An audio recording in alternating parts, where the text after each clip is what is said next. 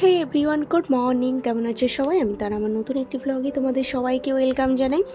আজকে সকালবেলা ওই যে কালকে বলেছিলাম রাত্রি থেকে কিন্তু গেস্ট আসবে বলেছিলাম, তো রাত্রিবেলা তো আসেনি, আজকে সকালে আসছে। আর এখানে কিন্তু আমি সকালবেলার ব্রেকফাস্টে আলুর পরোটা বানাবো বলে তো পরোটার এখানে পুরটা রেডি করে নিয়েছি।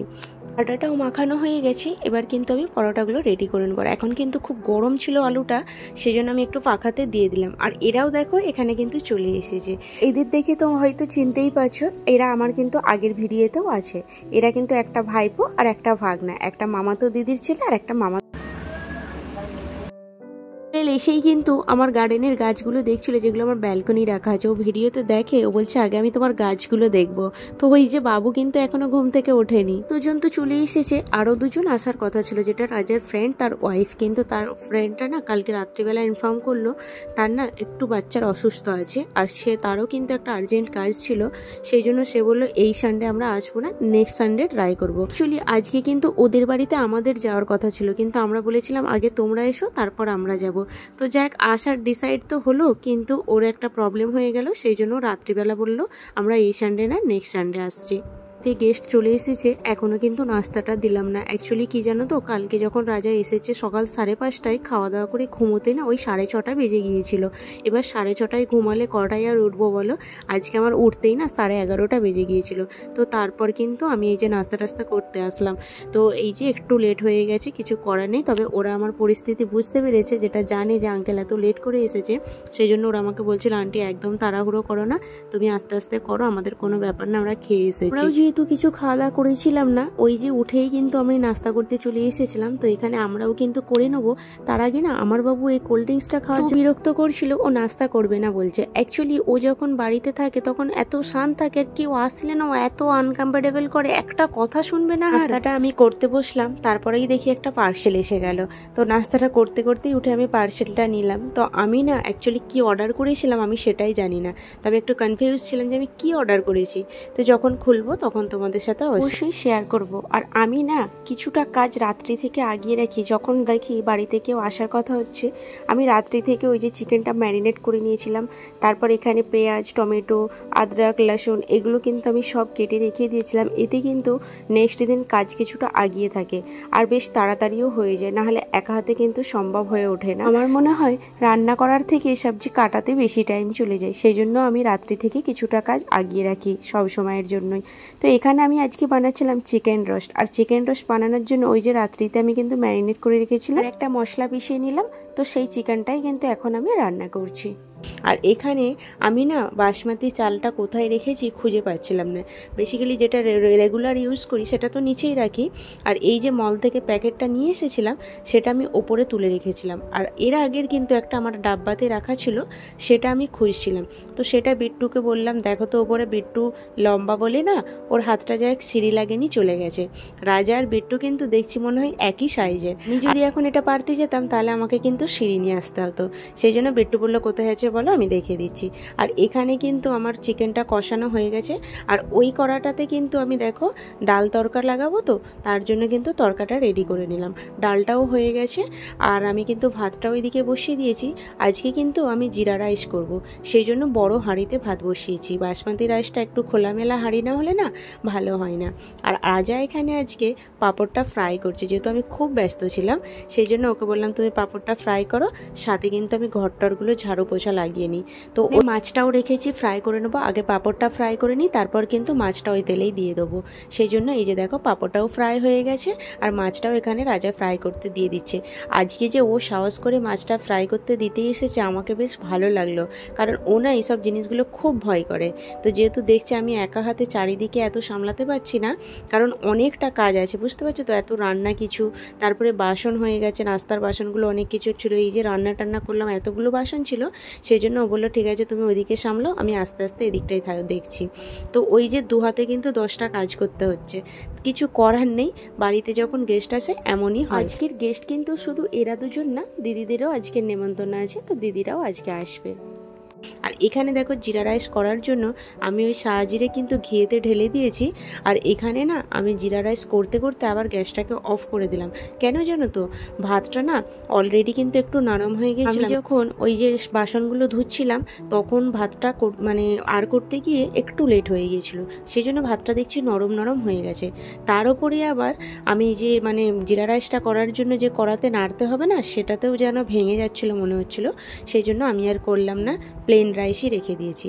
তো এখানেও একটা আইসক্রিম অর্ডার করেছিল, আজকে পার্সেলের ওপর পার্সেল এসেই যাচ্ছে। আমি জেনেছিলাম না ও যে রুমে বসে বসে আইসক্রিম অর্ডার করে দিয়েছে বলে। আমি যখন দিয়ে গেল আমার হাতে, আমি ভাবলাম এ আবার কি পার্সেল আসলো, তারপর দেখলাম না এটা পার্সেল আমার না, এটা আইসক্রিম এসেছে। মানে আমার রান্না বান্না কমপ্লিট হয়ে গেছে। দেখো আমি ডাইনিং টেবিলটাকে আমার সুন্দরভাবে সাজিয়ে নিয়েছি। আর আজকে না আমার বাবুও অনেক খুশ আছে, ও বাড়িতে এত এক্সাইটেড যেটা বললাম। তো যাক, বাড়িতে কিন্তু মেহমান আসলে সবাই খুশ হয়। আমার তো ভীষণ ভালো লাগে অতিথি আপ্যায়ন করতে, যেটা রান্নাবান্না এমনি আমি করতে খুব পছন্দ করি, তার সাথে কিন্তু বাড়িতে যদি গেস্ট এসে যায় তাহলে তো আরও এক্সাইটেড হয়ে রান্না করতে ভালো লাগে। তো অতিথি আসা কিন্তু বাড়িতে খুবই ভালো, এতে কিন্তু বাড়ির বরকত আসে। অ্যাকচুয়ালি কি বলতো, আমরা বিদেশে থেকে না সবসময় করতে আর কুটুম আসে না, তো ওই যখন আসে সবাই কিন্তু খুব খুশি হয়ে যায়, সেই জন্য খুশিতে একদম রান্না বান্না সব তোড়জোড় চলে। যাক, আমরা না অ্যাকচুয়ালি বিদেশে থেকে না তেমনভাবে কোনো আত্মীয় এখানে আমাদের নেই। আর আমাদের যে আত্মীয় বলতে মামার ছেলেরা, তারপরে এগুলো কিন্তু আমাদের মামার ছেলের ছেলে, আর মানে ওই যে বললাম একটা দিদির ছেলে, একটা মামাতো বোনের ছেলে, আর একটা মামাতো ভাইয়ের ছেলে। তো এরা কিন্তু এখানে সবাই থাকে, আমার দাদাও থাকে, দাদা আজকে আসেনি।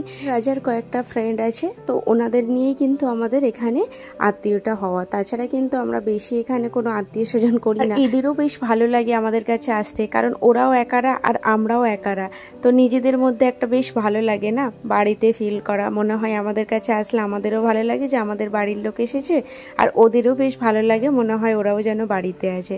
যাক, এই খুশিটার কিন্তু ফের আলাদা একটা খুশি, আমরা খুব মজা করে থাকি এই সময়গুলো।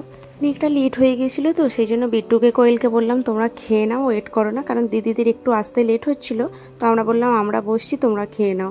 তো ওদেরকে দিয়ে দিলাম। ওরা বলছিল কিন্তু না আন্টিরা আসুক একসাথে খাবো। মানে অনেকটা লেট হয়ে গেছিলো, আজকে আর বসতে হবে না। যাক, ওরা খাওয়া দাওয়া করলো, তারপর আমরা খেলাম। আর এখন কিন্তু এই যে দিদিরা বাড়ি চলে যাচ্ছে, এই জন্য বাবুকেও বললো চলো যাবে, তো বিট্টুরা নিয়ে গেল ওকে। এই যে ওরা এখন চলে যাচ্ছে, আমি ওই যে এত বাসন টাসন আছে না, ওইগুলো এখন ধোবো। তো যাক, দেখো আমি না বাসনটা ধোবো ভেবে আসছিলাম, তারপরে দেখছি কি ঘুম পাচ্ছিল জানো তো। ভাত খাওয়ার পর আমার এত ঘুম আসে, আর একটু থেকে গিয়েছিলাম তো, সেই জন্য ভাবলাম থাক একটু শুই, তারপর উঠে বাসনগুলো ধোবো। তো শুতে শুতেই দিদি আমাকে ফোন করলো যে তুই আবার রাত্রে যেন রান্না করিস না, রাত্রে আমাদের বাড়িতে রান্না করবো, তো রাত্রে এখানে খাওয়া দাওয়া করবি। তো আমি তো অলরেডি যেটা বললাম, আমি ইলিশ মাছ রেখেছিলাম, তো জানি রাত্রিবেলা ওটা রান্না করব, তো আমি আর ম্যারিনেট করেও রেখে দিয়েছিলাম, সেটা আর কিন্তু হলো না। তো এখন দেখো এই যে আমরা ফের দিদিদের বাড়িতে, ও আমি যাচ্ছি, বাবু তো সেখানে আছে, আর ওরা ফের এখন চলে যাচ্ছে অন্য কোথাও যাবে। তো আমাকে দিদিদের বাড়িতে ছেড়ে দিল, এই যে ও এইদিকে যাচ্ছে আর আমি ওপর দিকে উঠছি। তো ওরা এখন যাচ্ছে আবার যেন কোথায়, তো মুভি দেখতে যাচ্ছে, বিট্টু, কোয়েল আর ও তিনজনে ওই যে স্ত্রী মুভি আবার দেখতে যাচ্ছে। আর আমাকেও অনেক করে বলছিল একবার গিয়ে আমি ফেসেছি, আবার আমি যাই, এক তো ভূতের ভয় আমার একদম ভালো লাগে না, ভয় লাগে। তো যাক, এখানে এসে বাবু দেখছি পাশের রুমে খেলা করছে, দিদিদের রুমে ছিল না তখন। তো আমাকে বলছে মাম্মা তুমি রেডি হয়ে কেন এসেছো। তো আমাকে দেখে অবাক হয়ে গেছিলো, জানে না যে আমি আসবো বলে। দিদিদের বাড়িতে আসলাম, তারপরে কিন্তু এই যে দেখো আমরা গাড়ি করে বেরিয়ে পড়েছি, এখন সবজি বাজার নিতে যাচ্ছি। দিদিও যেহেতু বাজার নেবে, তো বাজারে যাচ্ছি এখন। আর আমিও ভাবলাম চলো তাহলে কিছু বাজার, আজকে তো সানডেতে বেসিক্যালি বাজার আমাদের হয়েই থাকে, তো যেহেতু রাজা নেই চলে গেল, তো আমিও দিদিদের সাথে চলে আসলাম বাজার করতে। এই যে এক জায়গা থেকে যা বাজার পাচ্ছে নিয়ে নিচ্ছি, পেয়ে গেছি কিন্তু অনেক কিছু, ডাঁটা, বেগুন, বরবটি, আর সব থেকে বেস্ট যেটা পেয়েছি এই যে আমরা দেখতে পেয়েছি, দেখেছো আমরা কিন্তু 30 টাকা পাও দিচ্ছে, মানে 30 টাকায় 250। আর এই যে লোটে শাকটা, এইটাও কেউ কিনে খায় বলো তো। আমি দেখছিলাম যে এত বড় শাক, এটা কিভাবে খাবে, তো সেই গরু ছাগলদের জন্য মনে হয় রাখা। তবে পাতাটা যখন হাতে করলাম তখন দেখছি কি নরম পাতা ছিল, তো যাক ওটা মনে হয় রান্নার জন্যই বিক্রি হচ্ছে। আর এখানে লেবু নিয়ে নিলাম, এখন না লেবুর এত দাম হয়ে গেছে, 20 টাকায় 4টে লেবু দিচ্ছে। আর এখান থেকে কিন্তু আমরা সুইট কর্ন নিচ্ছিলাম, যেটা সুইট কর্ন না অ্যাকচুয়ালি কর্ন, এটাকে আমরা সুইট কর্ন বানাবো। তারপর কিন্তু ওখান থেকে চলে এসেছি এখানে একটা কসমেটিক দোকানে, যেখানে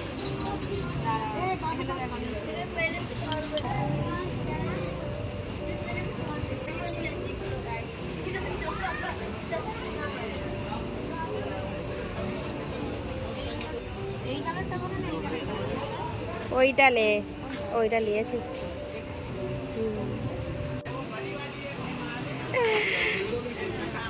मेरे को भी एक दे दो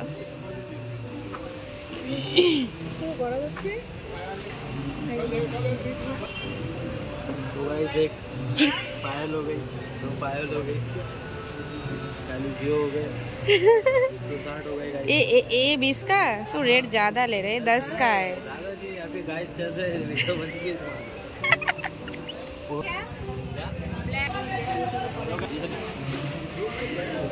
ये मैम ने लिए सिल्वर वाला, इन्होंने लिए ब्लैक वाला। এই যে এই ব্যাগটা চিনতে পারছো, এটা কিন্তু ডিমার্টে গিয়ে আমি দেখেছিলাম। সেটাতে যেহেতু একটু ভারী ডায়মন্ড ছিল, তো এটাতে কিন্তু হালকা আছে। তবে আমি যেহেতু দেখতে পেয়েছি আবার আমি ছাড়ি, সেটা কিন্তু অনেকটা বেশি ছিল। এটার কিন্তু রেটটা কম আছে তার তুলনায় অনেক।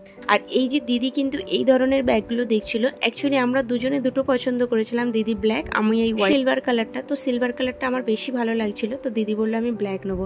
তারপর হঠাৎ করে দিদি ডিসিশন চেঞ্জ করে নিল। দিদি বলছে আমি বাইরে কোথাও যাওয়ার জন্য একটা ব্যাগ নেবো, যেটা রেগুলার মতলব সামান কিছু রাখতে পারবো, এত ছোট ব্যাগ নেবো না। তো সেই জন্য ফের অন্য ব্যাগটা নিল। এই ক্লিপগুলো দেখছিলাম, এই ক্লিপগুলো কি করে মাথায় দেবে, এত বড় বড় না, কি বলবো। চাই এই যে আমি কিন্তু এটা নিয়েছি, আমার ব্ল্যাকের থেকে না এই হোয়াইটটা বেশি হাইলাইট করবে, সেই জন্য আমি হোয়াইট কালার দেখে নিলাম। তো যাক ব্যাগ ট্যাগ নিয়ে এখানে চলে এসেছি।